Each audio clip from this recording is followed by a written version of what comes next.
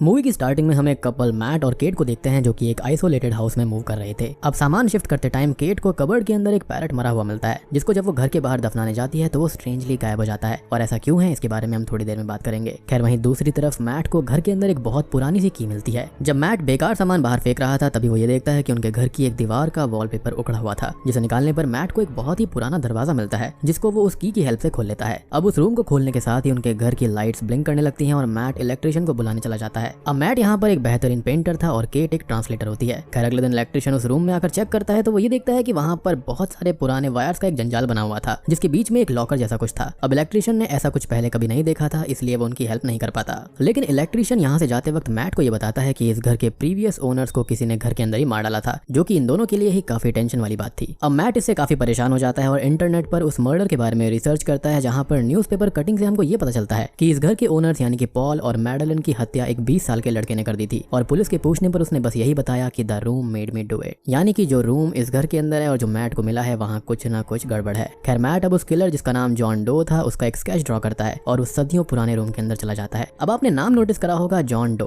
तो यहाँ पर जॉन डो उन लोगों को नाम दिया जाता है जिनकी कोई भी आइडेंटिटी नहीं होती है। तो यहाँ पर सोचने वाली बात यह है कि इस कपल को इस 20 साल के लड़के ने क्यों मारा जिसका नाम जॉन डो था, यानी कि उसकी कोई भी आइडेंटिटी नहीं थी, जो कि बहुत ही वियर्ड बात है। खैर इसका एक बहुत ही सॉलिड रीजन है जिसके बारे में मैं आपको थोड़ी देर में बताऊंगा, तो आपको मूवी एंड तक देखनी पड़ेगी। राज बहुत ही गहरा और मिस्टीरियस है। खैर वो टेंशन में आकर ड्रिंक करने लगता है और बॉटल खत्म होने पर वो ये बोलता है कि काश मेरे पास एक और बॉटल होती। तभी रूम की लाइट्स ब्लिंक होती हैं और उसके सामने एक और बॉटल आ जाती है। अब दूसरे दिन जब केट मैट को ढूंढने जाती है तो उसे मैट काफी सारी पुरानी और वैल्यूएबल पेंटिंग्स के साथ मिलता है। वो केट को भी पेंटिंग्स दिखाता है जिनके रियल होने पर केट को बिलीव नहीं होता। अब मैट केट से कुछ मांगने को बोलता है तो केट यहाँ पर $1000 की विश करती है। तभी उस रूम के अंदर $1000 आ जाते हैं, यानी कि ये जो रूम था ये विश इसको ग्रांट कर रहा था। खैर उसके बाद में वो $1 मिलियन मांगती है और लाइट्स ब्लिंक होती हैं और उसके साथ ही वहाँ पर $1 मिलियन आ जाते हैं, यानी कि इन दोनों के हाथ में एक जीनी वाला चिराग लग चुका था जो कि ये रूम होता है। अब केट इस चीज से घबरा जाती है क्योंकि उसको इस चीज से गलत वाइब्स आ रही थी और मैट उसे एंजॉय करने को बोलता है, जिसके बाद में वो लोग बहुत सारी चीजों की विशेष करते हैं और सारी विशेष पूरी होती जाती हैं। दरअसल हम उस रूम से बस चीजों की विशेष मांग सकते हैं। वो रूम हमको ऑब्जेक्ट्स प्रोवाइड कर सकता है, पर यदि हम उसे कोई जॉब वगैरह मांगेंगे तो वो उसको पूरी नहीं कर पाएगा। खैर अब पैसा, शराब और भी बहुत सारी मटेरियलिस्टिक चीजें होने के बावजूद भी केट के मन में कुछ खटक रहा होता है। अभी भी उसकी लाइफ के अंदर एक ऐसा हिस्सा था जो कि खोखला था और वो था एक बच्चे की कमी। असल में पहले भी केट और मैट 2 बार ट्राई कर चुके थे, लेकिन केट का दोनों बार ही मिसकैरेज हो गया था, इसलिए अब उसके मन में एक डर बैठ गया था और वो फिर से बेबी के लिए ट्राई नहीं करना चाहती थी। अब मैट घर से बाहर राइड पर चला जाता है और जब वो वापस आता है तो उसे केट एक बेबी के साथ खेलते हुए मिलती है। तो आप समझ ही गए होंगे कि यहाँ पर क्या हुआ है, यानी कि केट ने रूम से बेबी को मांग लिया था। जी हाँ,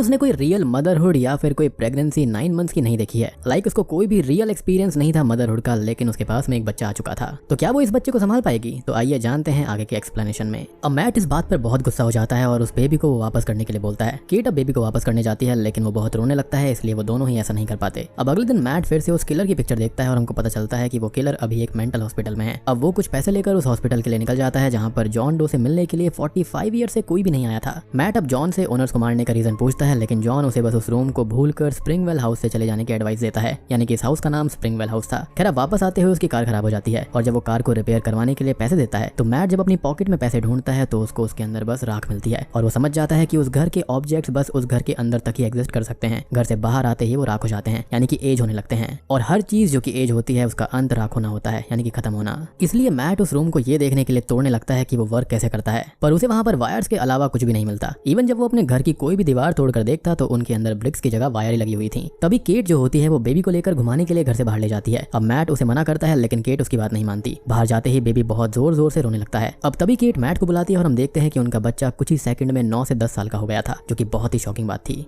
केट के लिए ये बहुत ही बड़ा सदमा था, लेकिन हम तो जानते थे कि इस घर की विश की हुई चीज जो भी होती है वो इस घर से बाहर जाते ही एज होने लगती है, यानी कि खत्म होने के कगार पर आ जाती है। इसका मतलब ये था कि यदि रूम से विश की हुई कोई भी लिविंग चीज या फिर नॉन लिविंग चीज घर से बाहर जाएगी तो उसकी एज बहुत ही जल्दी जल्दी बढ़ती चली जाएगी, और यदि उसे उस घर के अंदर नहीं लाया गया तो वो बूढ़ी होकर खत्म हो सकती है। सो माइट भी इस घर का जो टाइम है वो बाहर की दुनिया से अलग चलता है। केट अब उस लड़के को घर पर ही पढ़ाने लगती है और उसका नाम वो शेन रख देती है। अब शेन बड़ा तो होने लगा था तो वो उससे बाहर जाने का भी बोलता है, लेकिन वो उसको ये कहती है कि वो बीमार है और घर से बाहर नहीं जा सकता क्योंकि ये घर ही उसको प्रोटेक्ट करता है। लेकिन शेन बाहर जाने की जिद करने लगता है और केट से बुरा मान जाता है। वहीं मैट अब उस रूम की पिक्चर्स ड्रॉ कर रहा था और उसने एक गन भी ऑर्डर कर ली थी जिससे वो शूटिंग प्रैक्टिस करता रहता था, क्योंकि उसे शेन के ऊपर बिल्कुल भरोसा नहीं था। अब एक दिन शेन अपना हाथ गेट से बाहर निकाल लेता है, जिससे केट घबरा जाती है और सारी विंडोज को सील कर देती है। अब हम देखते हैं कि मैट ने एक रूम के अंदर कुछ व्हाइट कवर्स के ऊपर ब्लैक पेंट किया हुआ था, लेकिन शेन उस रूम में एंटर हो जाता है, जिससे मैट उस पर भड़क जाता है और इस बात पर मैट और केट की बहस होने लगती है, क्योंकि यहाँ पर वो शेन को अपना बेटा नहीं नहीं माना करता था। खैर अब रात को हम देखते हैं कि शेन भी उसी रूम के अंदर पहुंच जाता है जो कि विशेष प्रदान करता है, और दूसरे दिन हम देखते हैं कि शेन ने घर के अंदर ही एक बाहरी दुनिया बना ली थी, यानी कि जंगल वगैरह इत्यादि। खैर केट शेन को खुश देखकर बहुत ही ज्यादा खुश हो जाती है, पर मैट को उसके रूम में जाने पर गुस्सा आ जाता है और वो उसे गुस्से में खींचकर घर के अंदर लेकर आता है, यानी कि उस रूम से बाहर ले आता है। बेसिकली रूम के अंदर एक अलग टाइप की दुनिया ही शेन ने बना ली थी, लेकिन ये बात मैट को पसंद नहीं आती। खैर इस बात पर फिर से केट और मैट का झगड़ा होने लगता है, यानी कि उनकी जिंदगी नर्क होती जा रही थी। उनके आपस के रिश्ते खराब हो रहे थे शेन की वजह से, और इन बातों को यहाँ पर शेन सुन रहा होता है। खैर मैट को ये लगता है कि शेन उनको हर्ट कर सकता है, जैसे कि जॉन डो ने उसके ओनर्स को किया था, और यही रीजन था कि वो हमेशा उससे रूडली बिहेव किया करता। अब तभी मैट एक फैसला करता है कि वो रूम को लॉक कर देता है ताकि अब उसके अंदर कोई भी एंटर ना कर पाए। अब जब दोनों पति पत्नी झगड़ा कर रहे होते हैं तो बीच में ही उनके फोन पर जॉन डो का कॉल आता है, जिसे शेन पिक कर लेता है, लेकिन तभी मैट उससे फोन छीन लेता है। अब मैट जॉन से एजिंग प्रोसेस को रोकने का तरीका पूछता है, तो जॉन यहाँ पर ये बताता है कि बच्चे या फिर किसी भी चीज की एजिंग को रोकने के लिए उसे नॉर्मल तरीके से रखने के लिए उसके क्रिएटर्स को मरना होगा, मतलब कि इसके लिए केट को अपनी जान देनी होगी, तभी वो रियल वर्ल्ड का हिस्सा बन पाएगा। और दोस्तों अब यहाँ पर खुलते हैं इस मूवी के असली पत्ते, यानी कि जॉन डो की सच्चाई। तो प्रीवियस ओनर्स ने भी ऐसे ही एक बच्चे की विश करी थी, जो कि कोई और नहीं बल्कि यही जॉन डो था, और वो उस बच्चे को हमेशा जिंदा रखना चाहते थे। इसलिए मदर ने पहले फादर को मार दिया और फिर जॉन से फोर्स करके खुद को मरवा दिया। अब ऑब्वियस ही बात है कि इस रूम ने किसी चीज को अगर जन्म दिया है तो उसका हमारे दुनिया में कोई भी रिकॉर्ड नहीं है, और यही रीजन था कि उसका कोई भी रिकॉर्ड पुलिस को या फिर किसी को नहीं मिला था, जिसकी वजह से उसको मेंटल इंस्टीट्यूट के अंदर रख दिया गया, और उसका नाम नहीं था, कोई इन्फॉर्मेशन नहीं थी। तो ऐसे लोगों को हमेशा जॉन डो नाम दिया जाता है। तो आप बात को समझ रहे हो कि ये जो रूम है वो सैक्रिफाइस मांगता है। अगर यहाँ पर किसी भी चीज को बाहरी दुनिया में ले जाना है तो आपको खुद को मारना होगा। अब ये सारी कॉन्वर्सेशन केट दूसरे फोन के थ्रू सुन लेती है और सदमे में कार से कहीं और चली जाती है, क्योंकि उसको यहाँ पर सच्चाई पता ही नहीं थी। अब केट काफी टाइम तक घर वापस नहीं आती, जिससे मैट बहुत ही ज्यादा चिंता करने लगता है, और वहीं दूसरी तरफ शेन को भी उसकी बहुत याद आ रही थी। अब केट अपनी कार से एक्सीडेंट करके खुद को मारने की कोशिश करती है, लेकिन वो ऐसा नहीं कर पाती, क्योंकि उसने इस बच्चे को असल में जन्म नहीं दिया था, तो उसके मन में उस हद तक वाली मदरली फीलिंग्स नहीं थी। आई मीन ऑब्वियसली उसको बच्चा चाहिए था, लेकिन जो रियल बच्चा होता है जिसको आप अपने पेट में रखते हो उससे अटैचमेंट आपकी होती है, तो यहाँ पर कुछ ना कुछ फर्क जरूर पड़ता है उस चीज से, और यहाँ पर यही केट के साथ में हो रहा था। और इसका सबसे बड़ा सबूत यह है कि जब यहाँ पर शेन बहुत ही ज्यादा अजीब हरकतें किया करता था तो केट उस पर बहुत गुस्सा करती थी। लाइक लिटरली गुस्से का एक बवंडर उसके अंदर से उठता था, और वो अपने मन में इस चीज को सोचा करती थी कि काश उसने इसको जन्म दिया होता। खैर मैट यहाँ पर शेन को खाना खाने के लिए बुलाता है, तो शेन उससे केट के बारे में और अपने रियल डैड के बारे में पूछता है, और ऐसा इसलिए क्योंकि मैट उसके साथ में रूडली बिहेव किया करता था, तो उसको ये लगता था कि उसका फादर कोई और ही है। अब मैट उससे गुस्से में सब कुछ सच बता देता है, और वो शेन को बता देता है कि शेन कोई रियल पर्सन नहीं है, बल्कि बस एक रूम का आइडिया है, एक मांगी हुई विश है, और केट उसकी मदर भी नहीं है, और अगर वो घर से बाहर जाएगा तो तुरंत ही धूल हो जाएगा। लेकिन ऑब्वियसली शेन इस बात पर यकीन नहीं करता, तो मैट उससे पूछता है कि क्या उसको 3 महीने से पीछे का कुछ भी याद है, क्योंकि वो जस्ट 3 महीने पहले ही विश किया गया था।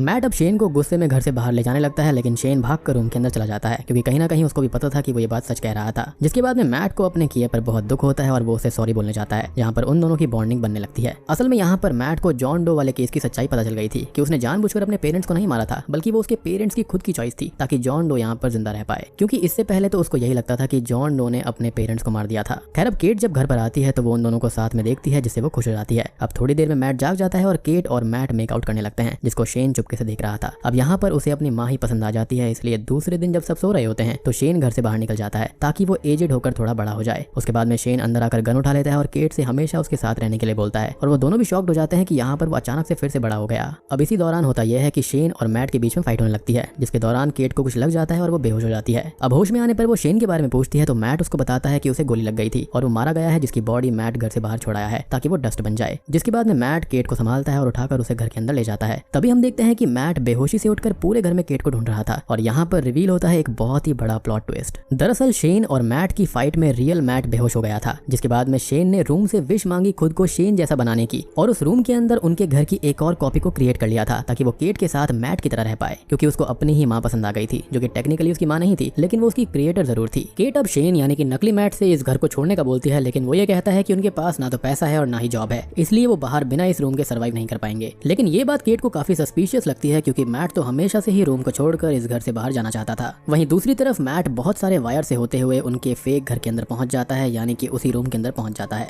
जो कि वो वॉल को तोड़कर वहां पर गया था। अब फेक मैट जो कि असल में शेन था, वो केट को गलत तरह से टच करने लगता है और इंटीमेट होने लगता है। वो उसको मॉम बुला देता है, जिससे कि केट समझ जाती है कि असल में ये शेन है, और वहां से बचकर वो भागने लगती है। अब रियल मैट आवाज सुनकर वहां पर पहुंच जाता है, जहां पर शेन केट के साथ फोर्सफुली फिजिकल हो रहा था। तभी आवाज सुनकर वो मैट को ढूंढने के लिए चला जाता है, जहां पर दोनों मैट आमने सामने आ जाते हैं और एग्जैक्टली सेम रिएक्ट करने लगते हैं, जिससे कि केट कंफ्यूज हो जाती है। तभी एक मैट उसे उसके निक नेम जून बग से बुलाता है, जबकि रियल मैट तो उसको बस जून बुलाया करता था, इसलिए वो उसको सीढ़ियों से नीचे गिरा देती है, जिससे वो फिर से अपने रियल फॉर्म में आ जाता है, यानी कि उसने शेन को धक्का दे दिया था। वो पहचान गई थी कि असली मैट कौन था। फिर रियल मैट और केट वहां से भागने लगते हैं, और काफी ढूंढने के बाद भी उनको रास्ता नहीं मिल रहा था, क्योंकि यहाँ की दुनिया बिल्कुल एग्जैक्टली बाहरी दुनिया जैसी बनाई गई थी जो कि शेन के द्वारा क्रिएट किया गया था। तभी शेन मैट को ढूंढ लेता है और चाकू मारने लगता है। लेकिन तभी एक और प्लॉट ट्विस्ट वहां पर आता है। केट और मैट ने रूम के थ्रू अपने डुप्लीकेट्स को बना लिया था जिन्हें शेन ने मारा था। अब शेन उन्हें देख लेता है और उनके पीछे पड़ जाता है, पर वो कुछ कर पाता इससे पहले ही मैट उसे अपने साथ घर के बाहर ले जाता है और केट अंदर से गेट को लॉक कर लेती है, जिससे कि शेन वापस अंदर ना आ पाए और शेन वहीं पर बूढ़ा हो जाता है और राख बन जाता है, जिससे उसकी मौत हो जाती है और केट इस सबसे बहुत ही ज्यादा टूट जाती है। यानी कि यहाँ पर देखा जाए तो मैट और केट कितने चालाक निकले कि उन्होंने अपनी ही कॉपीज बना दी थी ताकि शेन उनको मार दे और वो बच पाए। बेसिकली उनका प्लान यहाँ पर शेन को उस घर से बाहर निकालना था ताकि वो उसको मार पाए। खैर अब इसके बाद में हमको 1 महीने बाद का सीन दिखाया जाता है जहाँ पर केट और मैट एक मोटल के अंदर रुके हुए थे और हम देख पाते हैं कि केट प्रेग्नेंट है और वो यहाँ पर श्योर नहीं थी कि उसके बेबी का फादर है कौन। यानी कि यहाँ पर शेन उसके साथ में फिजिकल हुआ था तो उसको नहीं पता कि ये यहाँ पर रियल मैट का बच्चा है या फिर शेन का। और तभी अचानक से ही लाइट्स ब्लिंक होने लगती हैं। तो इस मूवी से हमको क्या समझ में आया है, जब भी कोई विश पूरी होती है तो यहाँ पर रूम की लाइट्स ब्लिंक हुआ करती थी और सिर्फ रूम की ही नहीं पूरे घर की लाइट्स ब्लिंक हुआ करती थी। तो सबसे बड़ी बात मुझको यहाँ पर एंड में ये लगती है कि शेन जो था वो हमेशा जिंदा रहना चाहता था और यहाँ पर सिंपल एक चीज थी कि जो कोई भी विश मांगने वाला होगा उसको मरना होगा, तभी दूसरी चीज बाहरी दुनिया में जिंदा रह सकती है। तो मुझे यहाँ पर लगता है पक्का शेन ने यहाँ पर यही मांगा होगा कि वो अपनी माँ के पेट में रहे और उसका बच्चा होकर पैदा हो। अब ऑब्वियस ही बात है कि यहाँ पर शेन ने उस बच्चे के लिए विश करा होगा, जिसके चलते यहाँ पर शेन तो मारा गया लेकिन उसका बच्चा हमेशा जिंदा रहेगा। मेरे ख्याल से यहाँ पर शेन ही उसके पेट के अंदर है और यहाँ पर हमेशा से ही केट ऐसा चाहती थी। और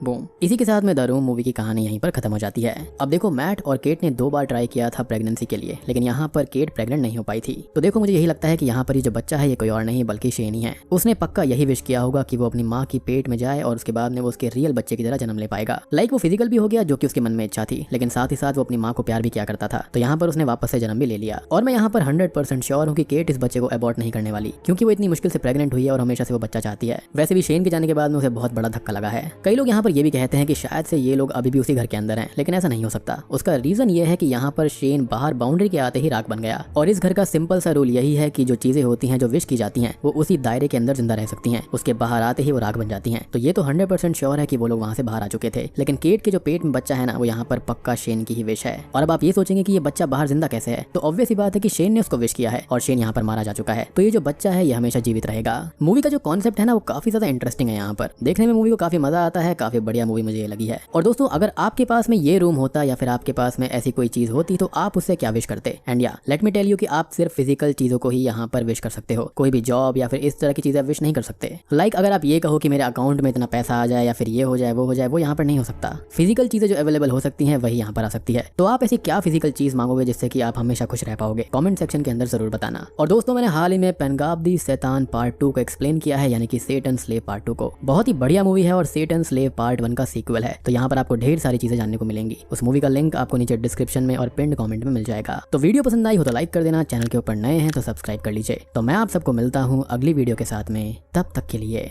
स्टे